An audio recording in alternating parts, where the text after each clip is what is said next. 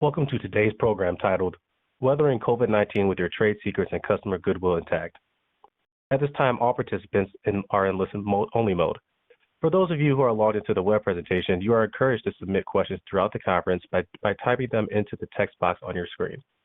For those interested in obtaining CLE credit for this webinar, an attendance verification code will be read during the presentation that will be required on the CLE attendance affirmation form. Please write this code down. It will not be reread and is required for CLE credit. Copies of the webinar recording and materials will be distributed to attendees on the days following the webinar. At this time, I would like to turn it over to Marcus Mintz. Marcus, you may begin. Okay, thank you. And thank you to everyone for joining us today, or whether it's afternoon or morning where you're at. Here's today's presenters. Myself with my partners Jeremy Cohen and Eric Wybust. We are all trade secret and restrictive covenant specialists. We handle matters both in our home states and cities as well as in virtually every state in the United States, along with our colleagues in our trade secret and commercial litigation practice groups. And special congratulations to Jeremy Cohen, my co-presenter, for making it another year. He wanted us to schedule today's webinar on his birthday as his requested birthday present. So happy birthday, Jeremy. It's week 5+ in quarantine and shelter in place, so I can guarantee that none of us looks like we do on our headshots here. To provide some background context here for this webinar, myself, Eric, and Jeremy have made a series of blog posts to our Trading Secrets blog that's available at tradesecretslaw.com. And when the pandemic took hold, what we wanted to do is highlight certain issues and how, specific to trade secret and non-compete restrictive covenant law, and focus on how the crisis was changing the way that companies do business and how that impacts trade secret law issues, particularly as our workforces have gone remote, out of the office, and new technologies are being used. And so I think there's something like 10 or 10+ blog posts that the three of us have done together, as well as additional posts by our colleagues, and those are all available at our Trade Secrets Law website. And in addition, there's a separate resource on our Seyfarth webpage that's dedicated to COVID-19 issues, and that includes updates organized by areas of law across various industries, different geographies, and highlights changes throughout those specific sectors, as well as updates to state and federal legislation. And we provide the link there for you to click through. Recommend if there's any specific issues that you have that we don't cover today. There's a lot of information on those sites, and it's updated continuously. So today's agenda is as follows. We're going to talk about practical tips for protecting trade secrets during this pandemic. What is a litigation emergency now, and how is that defined by the courts? And some unique issues specific to enforcing restrictive covenants during today's environment where we're shelter in place in most areas, as well as very high unemployment. Things to consider for preparing for litigation: what are all alternatives to injunctive relief? And finally, what is getting back to a new normal look like now? And finally, at the end, we'll try and answer any questions that you have.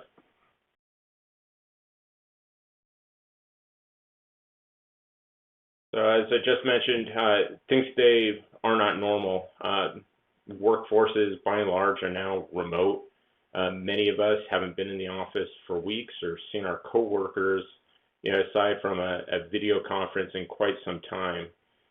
So that means that we're often using new technologies to carry out our work, and many businesses are figuring out how to conduct remote work for the very first time, and often on the fly. And what that means is that the risk of trade secret theft is substantially greater now than it has been before, because our employees are spread out throughout their homes. They're maybe working, sharing space with roommates and significant others for the first time, and using technologies that are unfamiliar to most of us until over the past few weeks. In the last few weeks, over 26 million Americans have filed for unemployment benefits, and that was, as of this morning. So a tremendous number of people have been laid off and furloughed, and that means that the issues specific to trade secret theft and are particularly high here, where employees who have access to trade secret information are being let go, and how do we recover and protect that information is of specific consequence right now.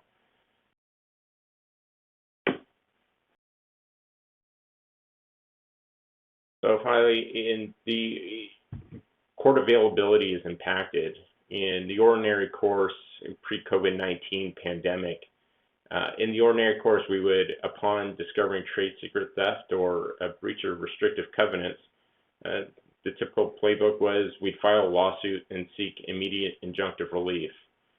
And now there's limited access to many courts. It varies between state and federal courts, but almost all courts throughout the country are impacted to some degree. The speed at which courts are processing lawsuits is generally much slower, if not stayed altogether. And the standard for emergency relief, such as seeking a temporary restraining order, preliminary injunction, is now higher in many courts as ordinary business is stayed. And just as important is that and we'll get into this in more detail later, but the impact of pandemic and how it's both affecting the courts, our business, as well as just the optics of pursuing litigation are all factors that now need to be taken into account. And so now litigation all needs to be viewed in the totality with the context of COVID-19 as well as its ancillary effects. So as I just mentioned, the availability of courts varies by state, and just to highlight, some issues that are specific to the home states for Jeremy, Eric, and myself. In New York State Court, filings are just now allowed again on existing matters, but new non-essential civil proceedings are prohibited.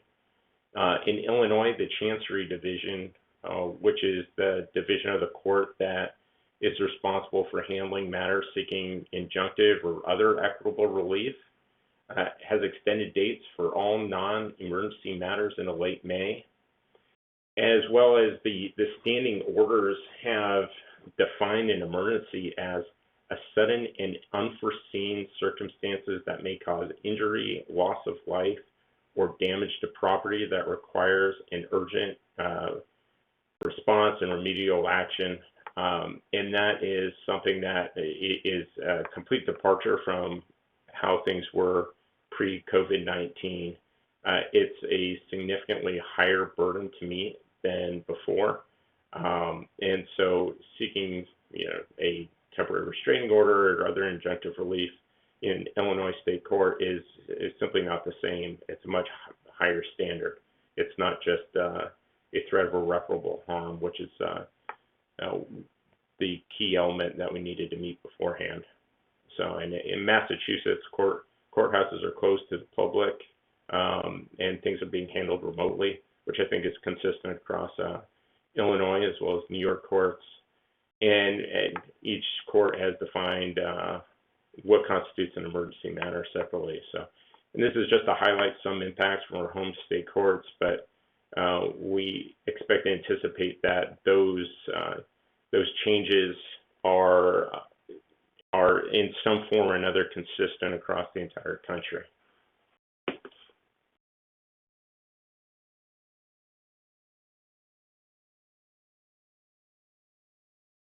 So what happens next? So even after things begin to reopen, we'll expect that standards for emergencies will remain tighter than previously understood. We've been told on matters that federal courts will prioritize criminal dockets before they start getting into civil dockets, meaning all pending litigation is likely to be stayed and not proceed as rapidly as we'd expect under an ordinary course for quite some time. So, and depending on the jurisdiction and what happens with COVID-19, we'd expect that more hearings will be conducted remotely going forward. So the first our main topic that we're going to talk about is what are the practical tips for protecting trade secrets during a pandemic. And reasonable measures are still required. And reasonable measures is an important term because whether we're talking about trade secrets under the Federal Defend Trade Secret Act or the Uniform Trade Secret Act, which has been adopted in every single state except New York, reasonable measures are required to be proven to establish the existence of a trade secret. And those are reasonable measures to keep confidential information secret. And this is a threshold matter for trade secret protection.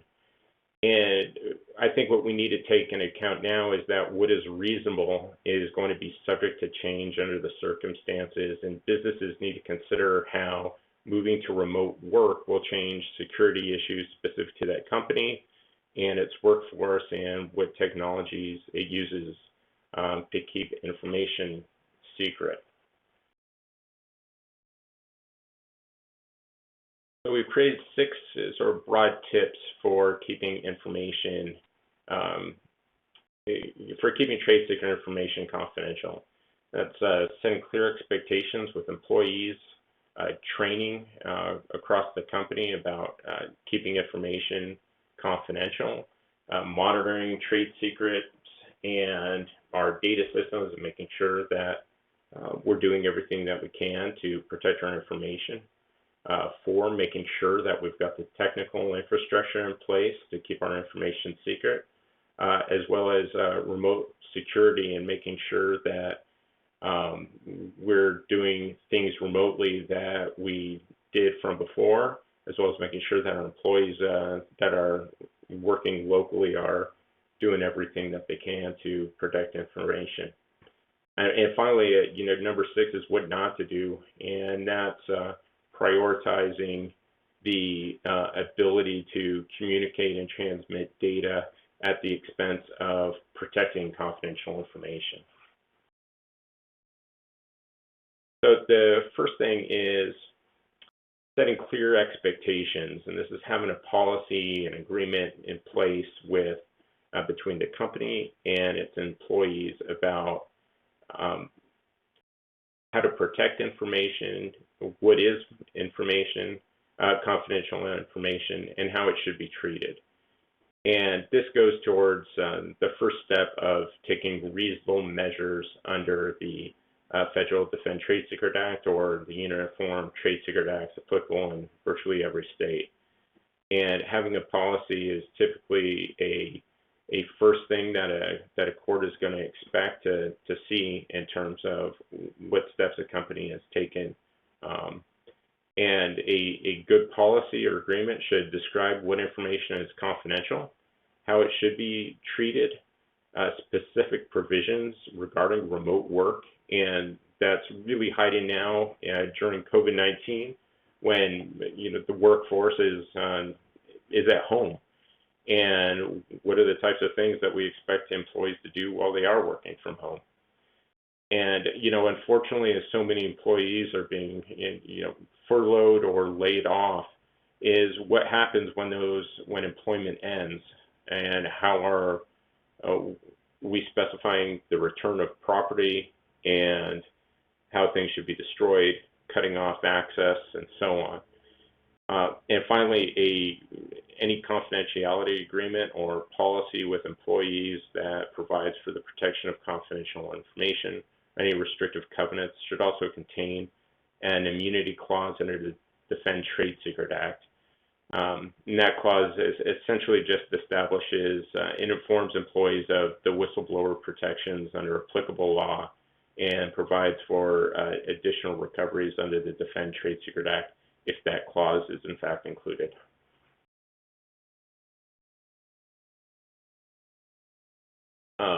Next is training, and training really goes hand in hand with establishing a policy.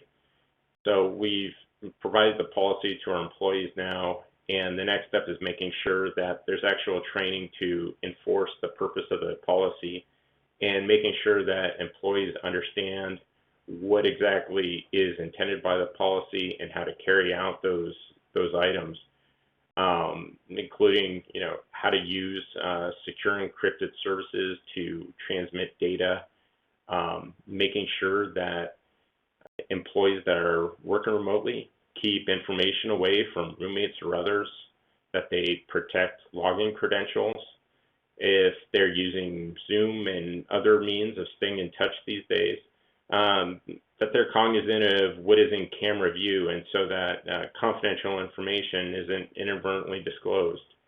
And just as important is making sure that when confidential information is being communicated, that they're using secure means to do so.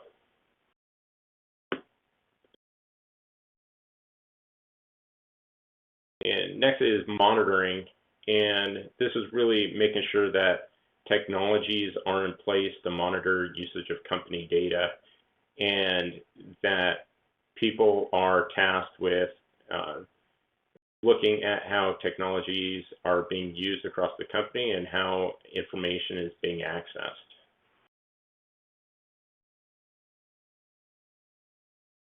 And as part of the monitoring, these are some of the signs that we see of trade secret theft. So in virtually all cases involving trade secret misappropriation that we handle, we see one or more of these factors, where it's high volume data activity right around the time that employee is going to leave. And so if we search back across the systems, it's almost always that there's been some type of access of data that's inconsistent with ordinary behavior. There's emails from a work account to an employee's personal accounts, which is inconsistent with ordinary practice, as well as the use of unauthorized devices like USB thumb drives or access to cloud storage sites like Dropbox or Google Cloud or many others that we're all familiar with. The FBI has identified certain signs of potential employee theft, and these are just a few things to look out for and be aware of. So like greed and financial need, and certainly the anxieties and so on that are kind of ancillary to the COVID-19 pandemic only make some of these factors more likely. As we mentioned previously, technical infrastructure is critical towards protecting trade secrets right now. And what this really amounts to is just making sure that the right technology is in place to both allow employees to do their job as well as protecting company information.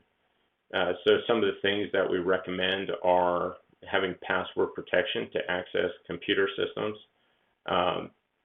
requiring employees to change those passwords regularly, requiring two-factor authentication to access computer systems, and employing software that contains internal triggers when suspicious activity occurs.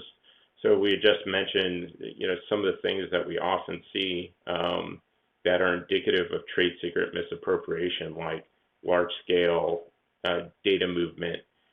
And some software programs are able to set up internal triggers, so when activity like that occurs, someone is notified and can take appropriate steps to investigate what's going on. We also recommend using secure file sharing and video conferencing services. And putting controls in place to access information on a need-to-know basis.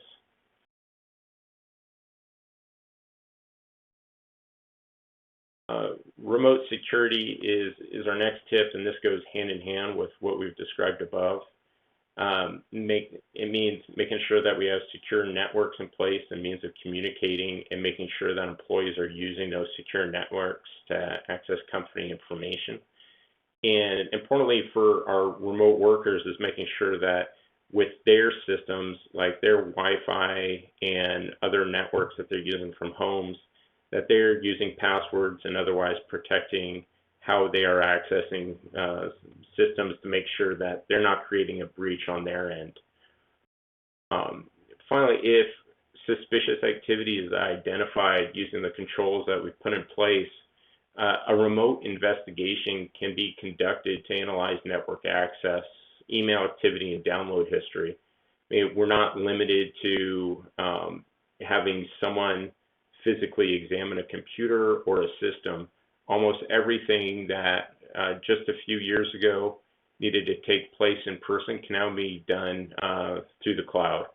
And so that's important to keep in mind, so that even today when we have reason to believe that something nefarious is going on, we can take appropriate steps. And those steps can be taken on a remote basis. Finally, what not to do. And that's loosening security requirements in the name of, efficiency and convenience. And one of the things that we'd recommend doing is exploring a trade secret audit, particularly now, even if you've used the trade secret audit in the past, but given the new challenges in our COVID-19 world, is to update your company's policies and ensure that the technologies we're using are sufficient. So in the words of Benjamin Franklin, an ounce of prevention is worth a pound of cure. And really what this means is that taking some preventative steps now is much more cost effective than the resources that will be required to recover stolen information. So it's now more than ever, companies need to protect their information, and we recommend that doing things on the front end as opposed to trying to recover them on the back end. So with that, I'll turn it over to Eric. Thanks, Marcus. So obviously one way of protecting trade secrets, certainly not the only way, is using restrictive covenant agreements like non-compete agreements.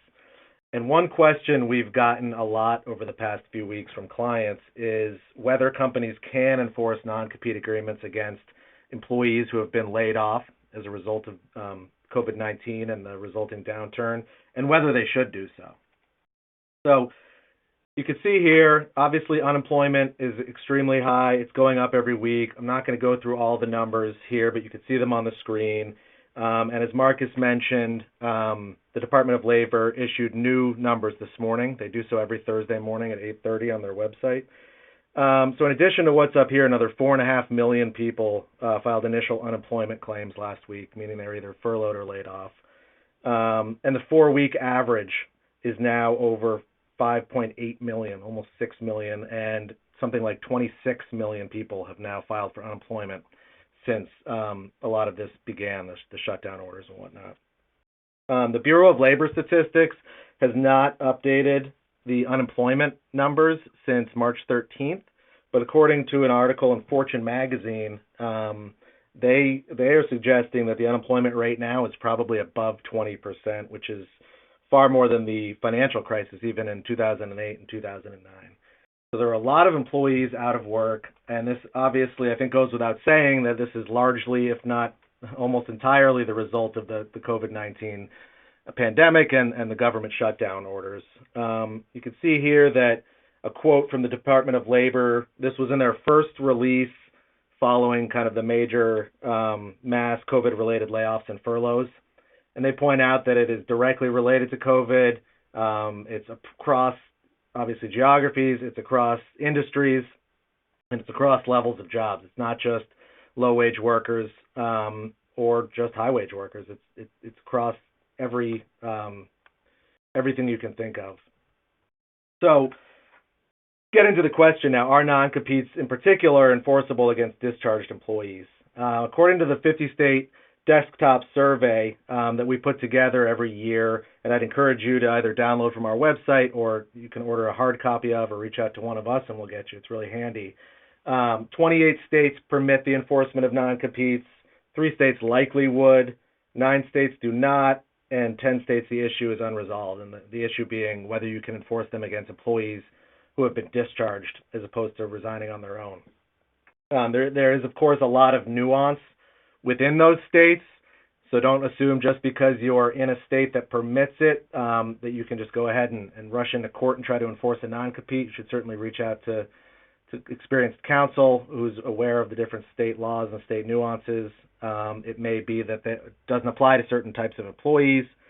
A lot of states have changed their laws over the past few years, in particular to address the issue of low-wage workers and discharged employees, including my home state, Massachusetts, passed a new law that does not permit enforcement against either low-wage workers or discharged employees. So you need to be careful with that.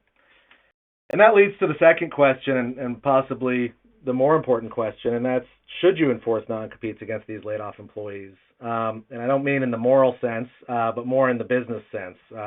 There's no easy answer here. Very fact-intensive. Part of it will depend on company culture. A lot of companies in normal times don't enforce their non-competes or don't implement non-competes. And a lot of companies now are dealing with mass layoffs. Obviously, a lot of focus on this in the media. There can be bad press from this. It doesn't mean you shouldn't enforce it, though. At the end of the day, you shouldn't tolerate misappropriation of trade secrets under any circumstances. You should take whatever steps are necessary. If somebody's brazenly violating their non-compete agreement or non-solicitation agreements, certainly you should enforce them. But in doing so, in making that decision, you really should consider the actual risk that the former employee is going to pose to you by working for a competitor, potential alternatives to a lawsuit. Oftentimes sending a cease and desist or a reminder letter to the employee and their new employer will lead to a phone call between in-house counsel or outside counsel or business people where you can resolve the issue without the need to go into litigation. You should consider what Marcus mentioned, and Jeremy's going to talk more about, whether or not you actually can enforce it by injunction and whether or not the court's going to give you an injunction or at least a quick injunction, and whether it's worth spending the time and money and obviously human resources to file a claim like that. They're not easy, they're not cheap. And of course, the public relations ramifications of filing a lawsuit. Are you going to end up on the front page of the New York Times or any number of websites if you start enforcing non-competes against employees that you've laid off? So now one question we get in response when we talk this through with clients is, what about the issue of selective enforcement? If you don't enforce this against people now, let's say 6 months from now, a year from now, 2 years from now, whenever we're kind of back to normal, is that going to harm you? Is there going to be some sort of selective enforcement defense? In our experience, that's not usually a valid defense. You'll see it often. It rarely succeeds.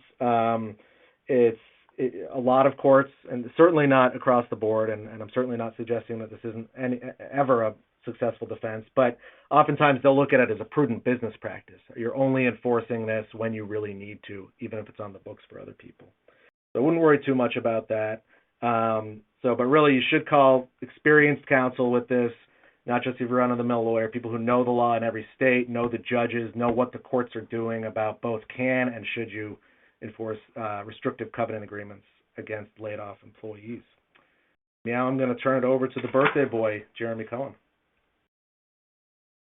Thanks, Eric. Thanks, Marcus. So we're now going to talk about going to court during the pandemic.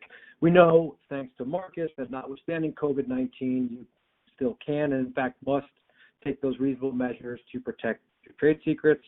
We know that you can and should enforce your contractual non-competes and restrictive covenants in most jurisdictions. And in fact, that's one prime way to protect your confidential business information. So now, how do you do that during the pandemic when much of the country is seemingly shut down?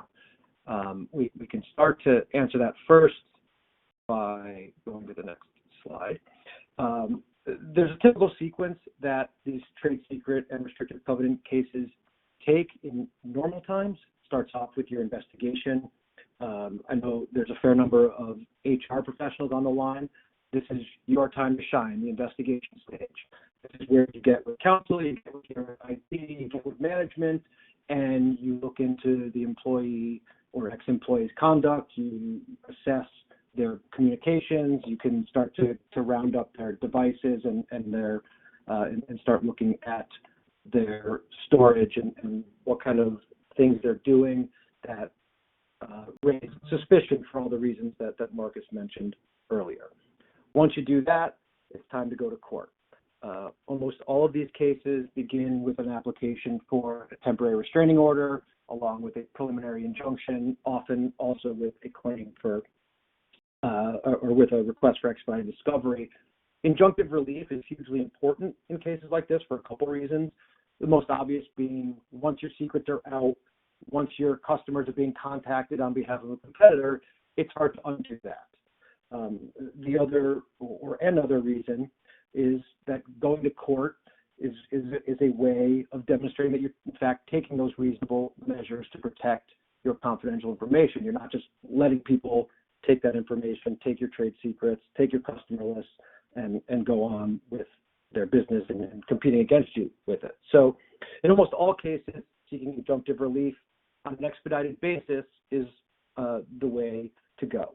When I say expedited, that's usually measured in a matter of days or weeks, and not much longer than that to at least get your papers on file. How long it takes to get the injunction heard will depend on the court's schedule. But usually the TRO can be heard the day you file, if not within a few days. And after that, the preliminary injunction will be scheduled in short order. There are a lot of cases that actually get resolved at the preliminary injunction stage, because if you get the injunction, the offending conduct either never occurs or it's limited. Sometimes even a preliminary injunction in the case of trying to enforce a non-compete or other restrictive covenant, the injunction will last as long as the restrictive covenant would have, just because of how long litigation takes nowadays. It's a little different when you're talking with actual theft or potential exploitation of your trade secrets.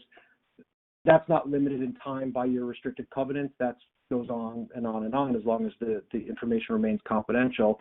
And so in those cases, there are the longer term considerations, but oftentimes, as I said, the preliminary injunction is really the meat of the case.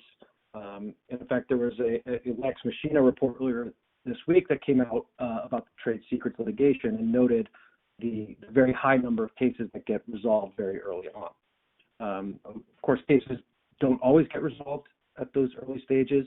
So the next sequence of events would include a more thorough discovery along with motion practice, if appropriate, and then you go on to trial.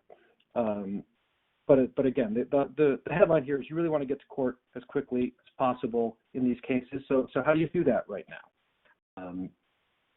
And this is an area of some of the biggest misconceptions or confusion or uncertainty at the moment. The courts are not closed right now. Almost every court is operating on a limited basis. They're almost all operating remotely for most appearances, but almost every court is available, and they're almost all available for trade secrets types of matters in recognition of the fact that these actually are emergencies. They're obviously not necessarily life and health emergencies, but they are genuine business emergencies for the impacted companies.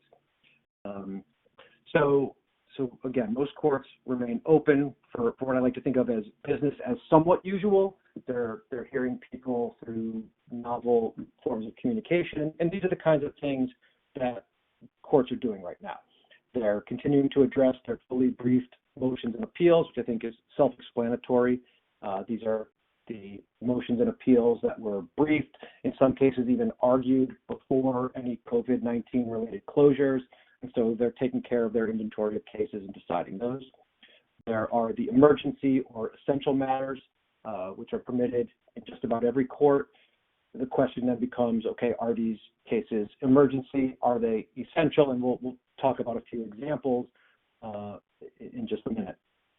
There are some courts that have specifically issued rules that say injunctions or constitutional cause, ex parte applications are emergencies, will get heard.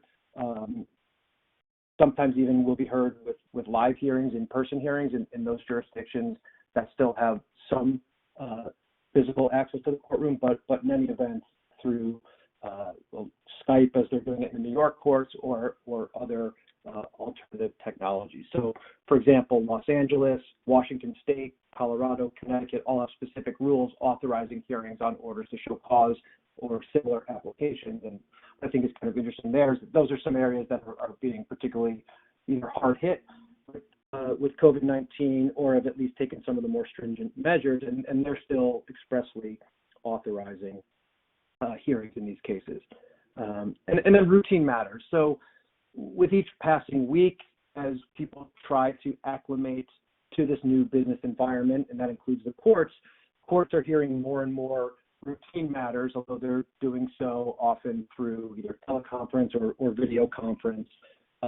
So as days go by, we expect that'll continue to grow and provide yet more pathways to getting into court and having your case heard so that you can protect your trade secrets.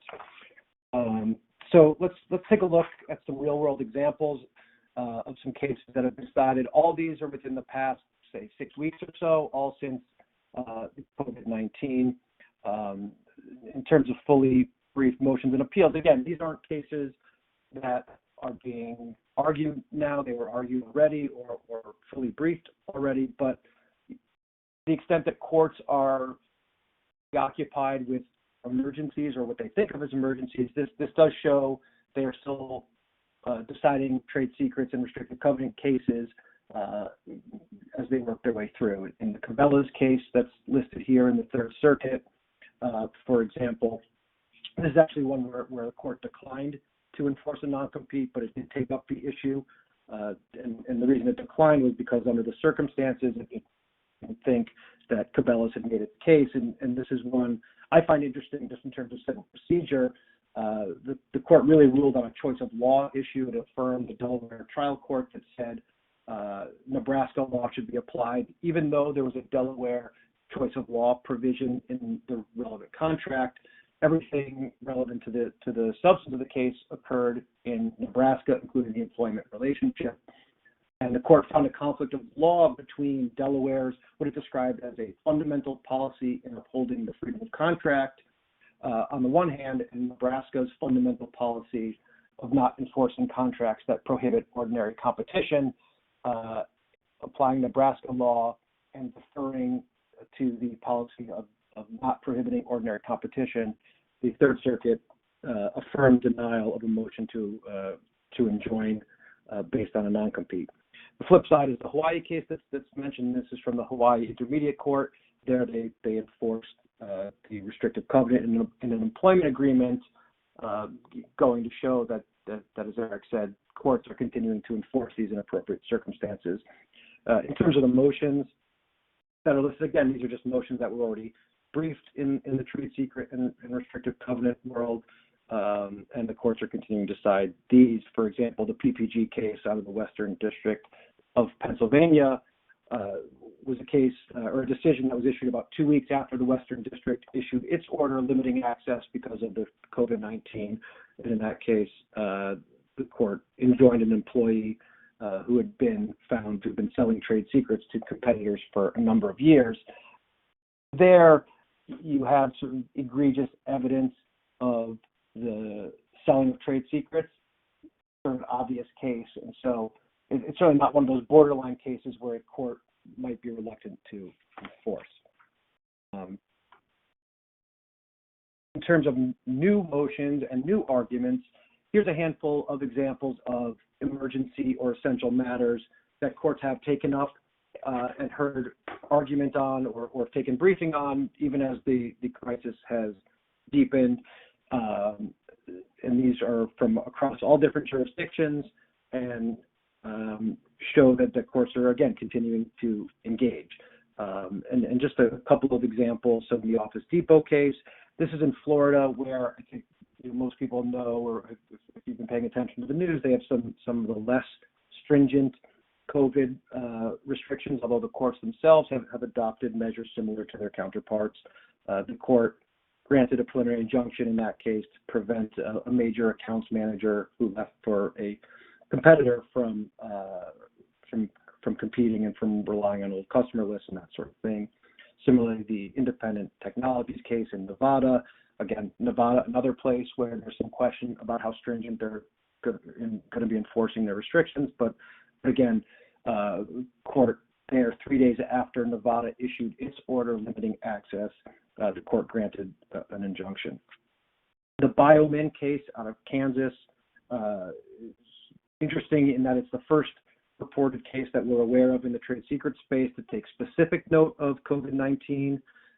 Although it wasn't germane to the ruling, the court noted that it heard argument, or rather it conducted an initial conference by telephone and then took the argument on paper because out-of-state counsel and witnesses couldn't come to the courthouse due to the COVID restrictions. In that case, the court denied the injunction, finding that there was inadequate evidence of taking secrets or even that the new employer was a competitor. Edwards is another Florida case which really proceeded business as usual. A magistrate judge issued a report finding a former employer in contempt for violating an injunction against competing with the prior employer, and the court, through the magistrate, extended the non-compete for 2 years, imposed monetary sanctions, but then gave only 14 days to file objections to the magistrate report without any extensions due to COVID-19. And there's a trial scheduled for May that, as far as we know, is still on. I'll skip ABC, but JTH is another one that I find interesting. It's from Seattle. We know that's one of the hardest hit areas, at least initially, with COVID-19. The court there continued to hear TRO applications, although it did so pursuant to a telephonic hearing, but it still required supplemental briefing on an expedited basis within a matter of 5 or 6 days, and then granted an injunction. So again, courts view these cases as genuine emergencies. There are ways to get into court to have these cases heard, notwithstanding seeming court closures. Doesn't mean every court's going to be open, and so you might have to think creatively, and that gets us to the next subtopic, which is civil procedure and how that's been impacted by COVID-19. And these aren't necessarily trade secret specific, but certainly have an impact on your strategy choices.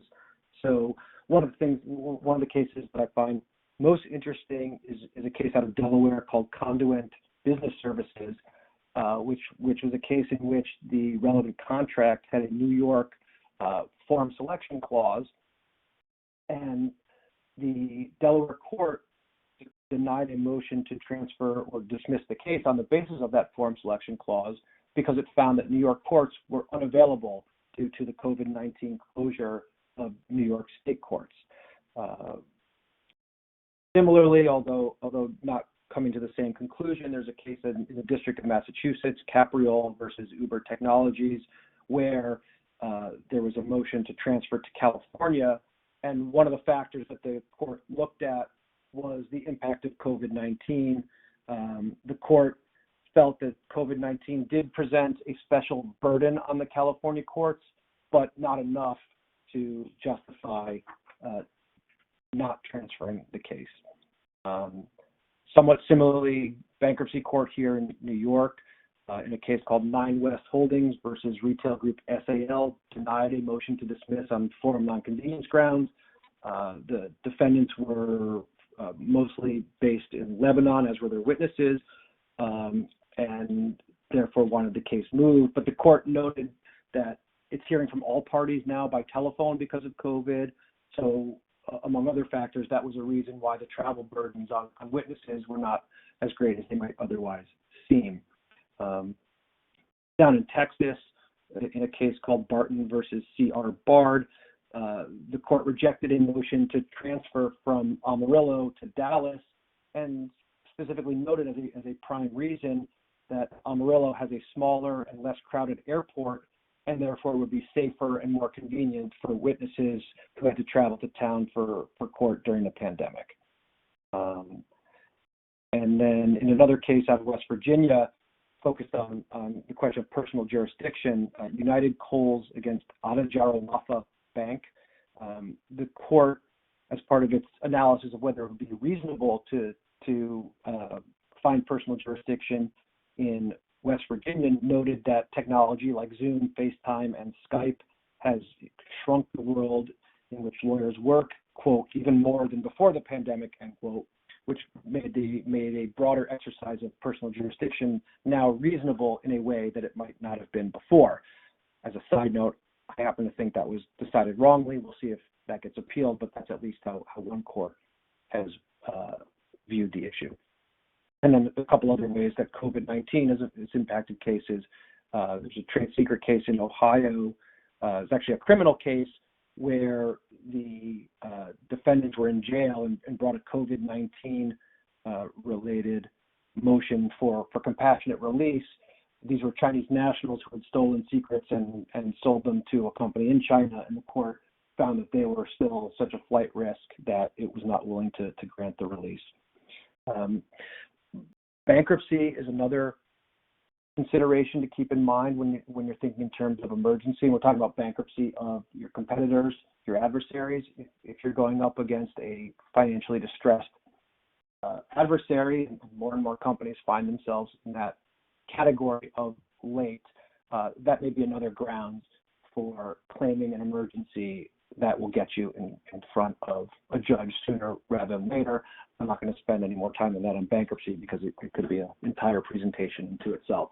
The one note of caution here about emergency motions, and we call this the unicorn rule, not because it's unique like a unicorn, but because there's actually a case in the Northern District of Illinois about a copyright for unicorn art where an overzealous counsel and party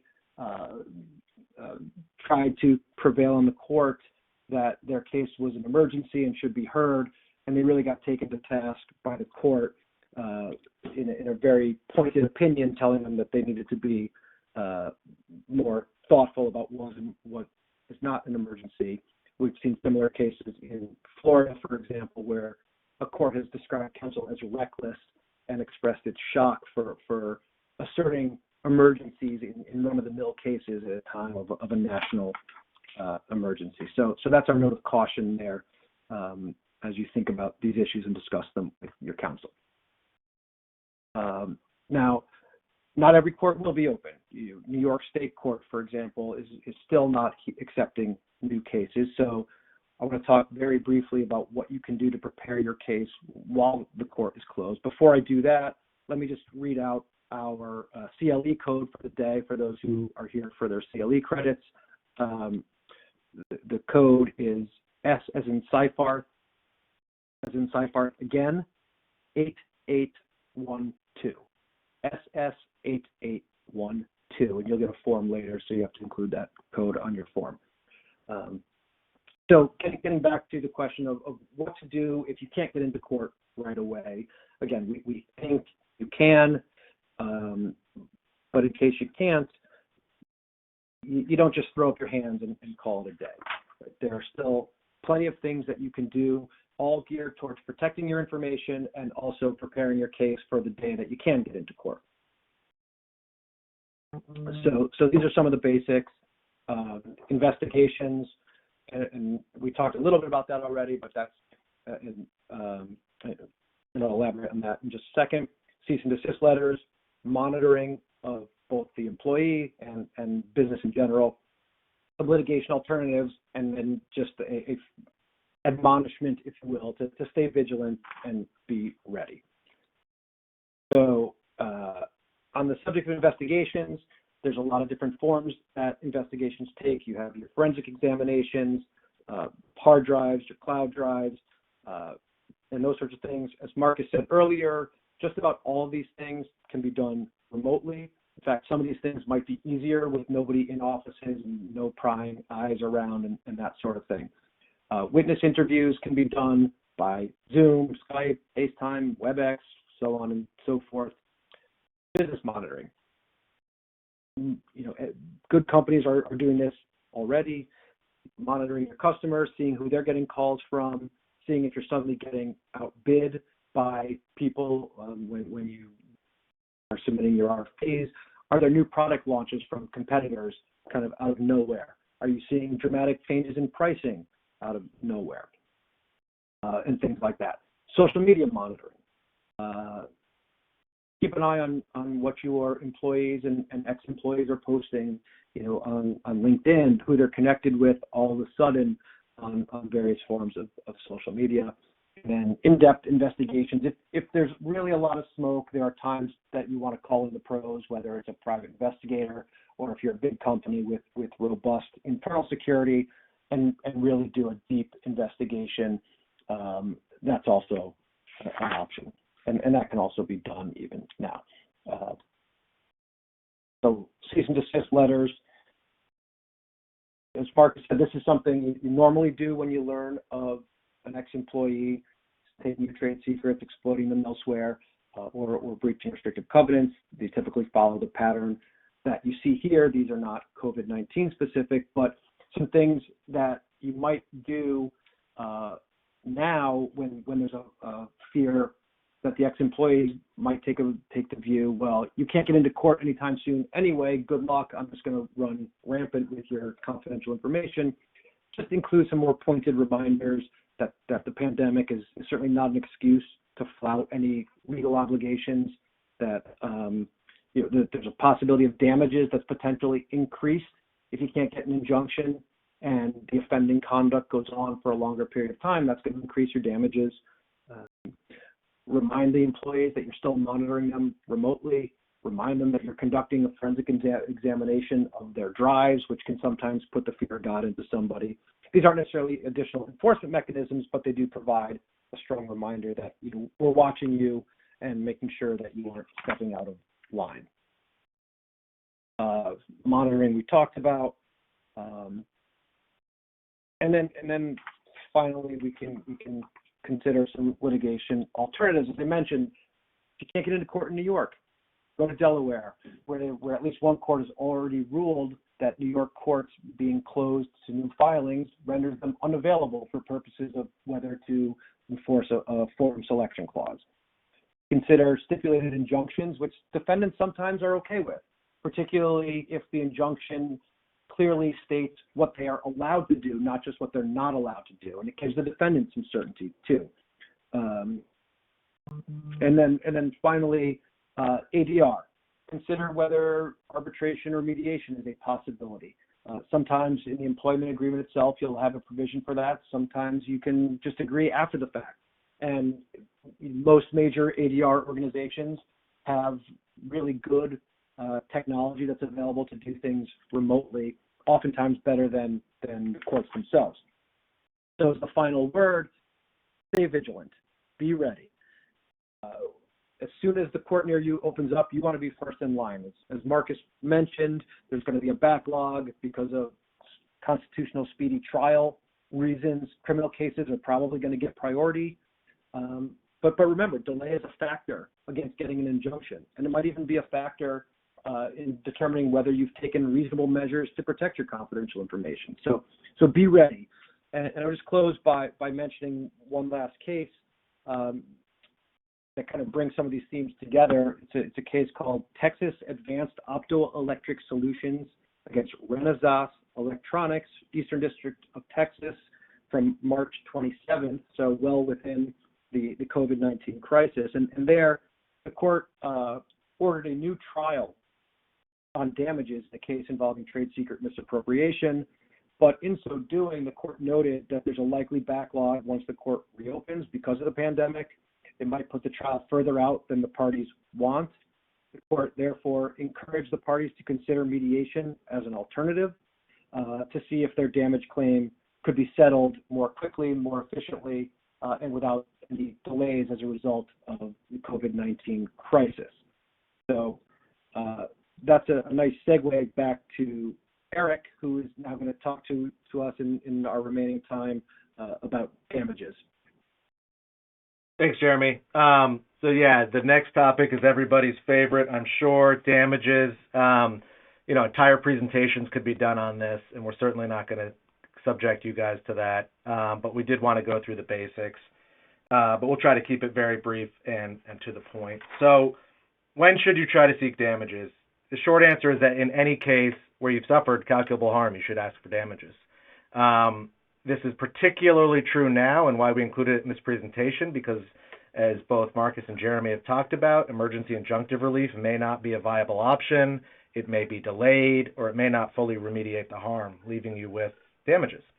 And also because the prospect of significant damages, including exemplary damages and attorney's fees, may provide a valuable deterrent, especially, again, when access to injunctive relief is more limited.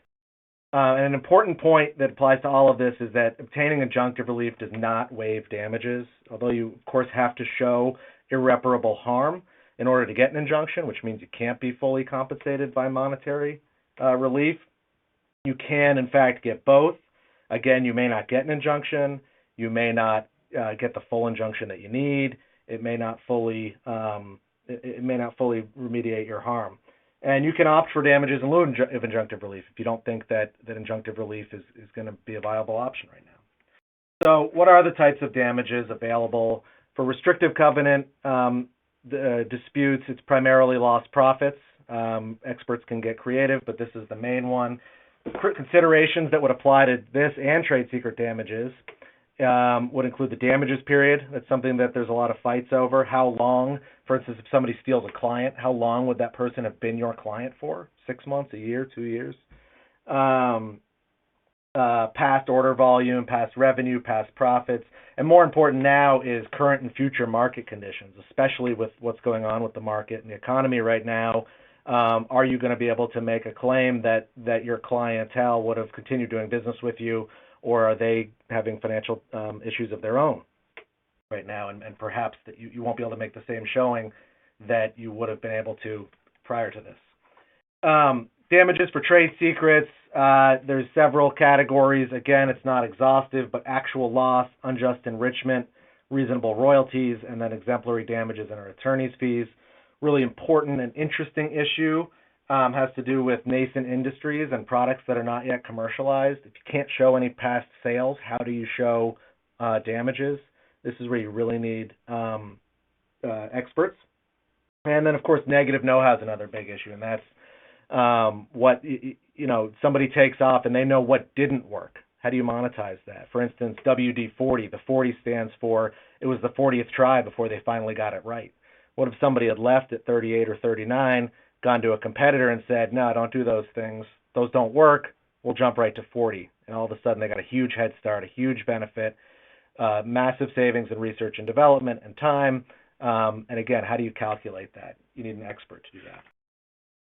Well, this is the language from the DTSA. Again, it says actual loss, unjust enrichment, and reasonable royalties are available. Don't need to go through that. The UTSA, Uniform Trade Secret Act, is very similar in most states, although there are absolutely nuances you should be aware of. And of course, New York has not adopted it. Actual loss, the most obvious kind is lost profits, but also increased costs that you may have to spend as a result of the misappropriation, R&D costs that you may not be able to recover, lost royalties, which is different than a reasonable royalty, and diminution or destruction of the value of either the trade secret itself or the company. Similarly, unjust enrichment is measured, that's the amount that the company on the other side, the bad guy, obtained versus your losses.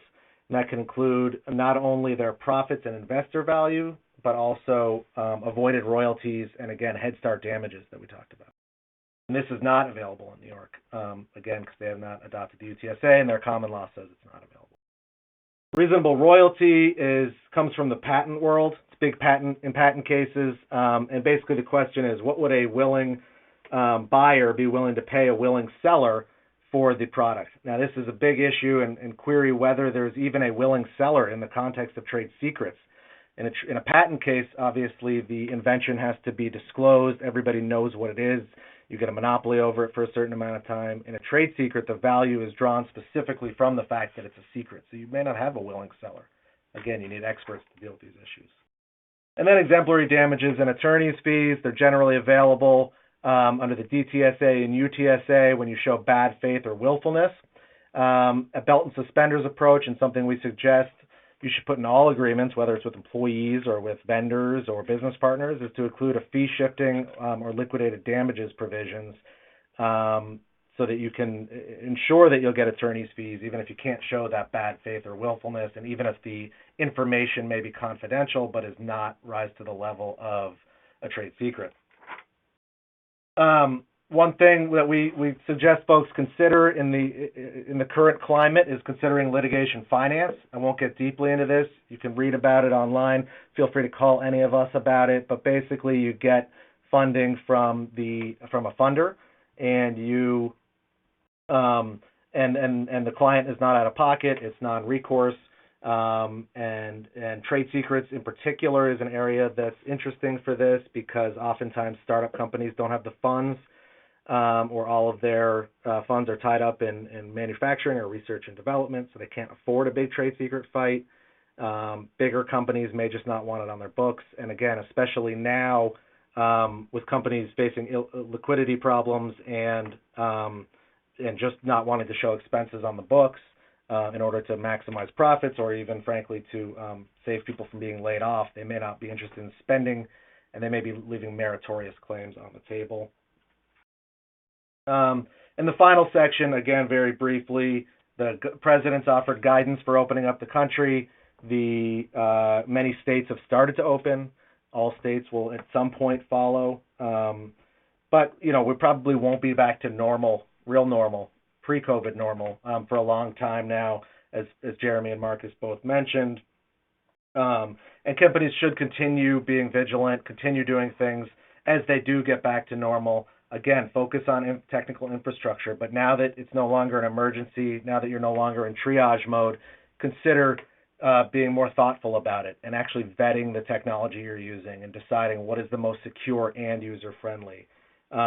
Start implementing or enhancing administrative safeguards like password protections and whatnot. All these things that you should be doing anyways, but now that we've kind of been through this forced remote work world, that we're going to be in for some time, think about it more, what you're doing.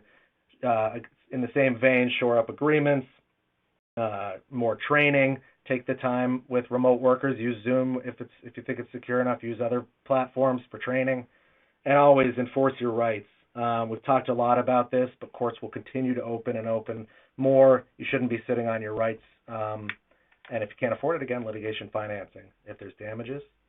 So with that, we've run a little over. Thank you so much. We've issued a flash survey, and I believe there's a link on your screen. We'll be sending it out in an email with the slide deck and with the CLE materials. But please consider filling that out for us. And with that, we don't have time for questions, but if you have any, reach out, and we'll try to answer any that you've submitted throughout the program by email. Thank you very much. And the code, again, is SS, like Seyfarth Shaw, SS, Seyfarth Shaw, 8812. This concludes today's webinar. Thank you for attending.